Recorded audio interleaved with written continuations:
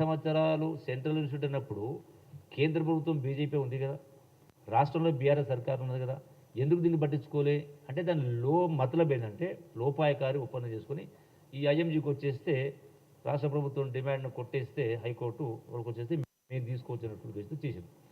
మరి అటువంటి దాన్ని ఈనాడు ప్రభుత్వం వచ్చిన తర్వాత గౌరవ ముఖ్యమంత్రి రేవంత్ రెడ్డి గారు కేవలం 2-3 మాసాలనే, అంటే ఏదైతే ఈ యొక్క ఐఎంజీ సంస్థ హైకోర్టు రిటిఫై చేసిందని అట్లే పెండింగ్లో ఉంటే గవర్నమెంట్ తరఫున అడ్వకేట్ జనరల్ కావచ్చు, ఇతర న్యాయ నిపుణులు కావచ్చు, ప్రాపర్గా హ్యాండిల్ చేసి ప్రాపర్గా కోర్టులో ఫైట్ చేసి ఇది ప్రభుత్వం వచ్చింది 7th డిసెంబర్కు, జనవరి, ఫిబ్రవరి, మార్చి, అంటే కేవలం 3 మాసాల్లోనే 7th మార్చికే హైకోర్టు ఐఎంజీ సంస్థకు వ్యతిరేకంగా రాష్ట్ర ప్రభుత్వానికి అనుకూలంగా తీర్పునిచ్చింది.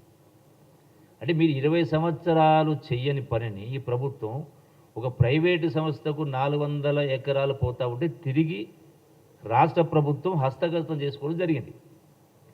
దానిపైన మళ్ళీ అదే ఐఎంజీ సంస్థ సుప్రీంకోర్టు కూడా కేసు ఫైల్ చేసింది, ఎస్ఎల్పి పిటిషన్ ఫైల్ చేసింది. ఎస్ఎల్పి నంబర్ 9266 9266 2024లో హైకోర్టులో వాళ్ళకి వ్యతిరేకం వస్తే మళ్ళీ సుప్రీంకోర్టు ఎస్ఎల్పి ఫైల్ చేస్తే దాన్ని కూడా రాష్ట్ర ప్రభుత్వం చొరవతోటి సరైనటువంటి న్యాయ నిపుణులను పెట్టి సుప్రీంకోర్టులో కూడా రాష్ట్ర ప్రభుత్వం తరఫున తీర్పు వచ్చింది 3rd May 2024.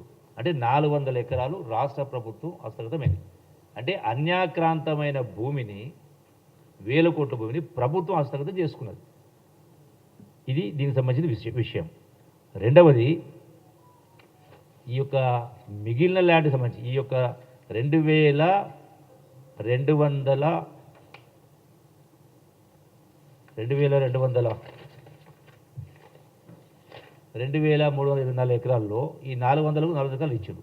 So the balance దానికి సంబంధించి ఈ యొక్క హైదరాబాద్ సెంట్రల్ ఇన్స్టిట్యూటే స్పోర్ట్స్ అథారిటీ ఆఫ్ తెలంగాణకు శాట్స్కు గతంలోనే 105 ఎకరాలు ఇచ్చింది. అట్లాగే ఇంటర్నేషనల్ ఇన్స్టిట్యూట్ ఆఫ్ ఇన్ఫర్మేషన్ టెక్నాలజీకు 4 ఎకరాలు, ఇంతకుముందు చెప్పినట్టుగా టీఎన్జిఓ సంస్థకు సంబంధించి 134 ఎకరాలు ఆర్గనైజేషన్ సంబంధించి, అట్లాగే Tata institute of fundamental research సంబంధించి 190 ఎకరాలు, national institute of animal biotechnology 100 ఎకరాలు. ఈ విధంగా హైదరాబాద్ సెంట్రల్ నుండి మిగతా ల్యాండ్ను వివిధ సంస్థలకు ఆ సెంట్రల్ ఇన్స్టిట్యూటే అప్పచెప్పింది. సరే, మిగిలినటువంటి 1500 1600 అయితే ఉందో అది సెంట్రల్ ఇన్స్టిట్యూట్ కబ్జానే ఉంది ఈ రోజున. సరే, 15-16 మిగిలిన ల్యాండ్ అవుతుందో ఈ 400 ఎకరాలు 400 ఇచ్చేసారు. సో మిగిలిన ల్యాండ్ వాళ్ళే ఇతర సంస్థలకు ఇచ్చుకున్నారు.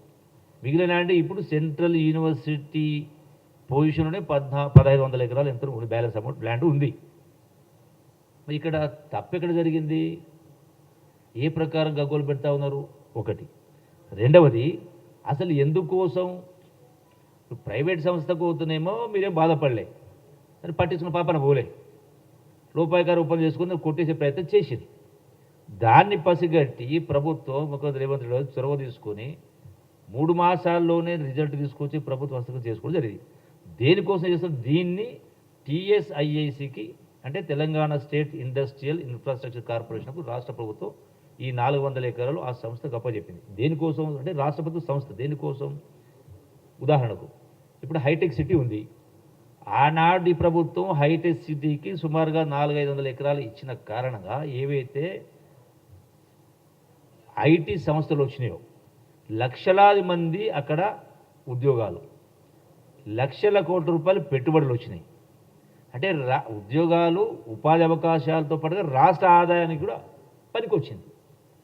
అట్లనే ఫైనాన్షియల్ సిటీలో కూడా అది కూడా సుమారుగా నాట్ మోర్ దాన్ 400 ఎకర్స్, అది కూడా 400-500 ఎకరాల లోపల ఉంటుంది.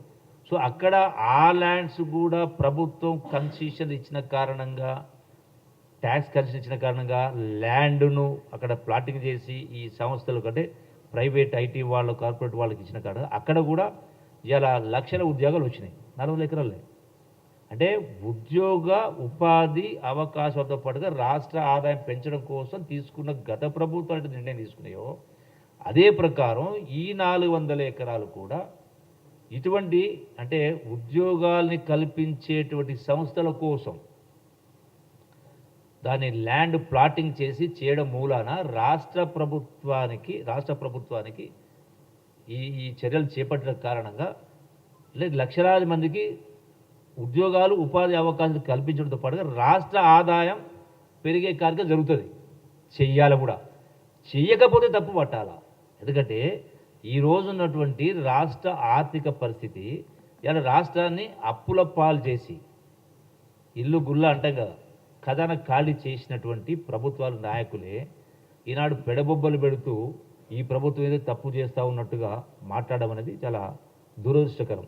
అంటే బాధ్యత రాహిత్యంగా మాట్లాడేటువంటి కార్యక్రమం ఇది కరెక్ట్గా. రెండవది, ఇక్కడ గ్రీన్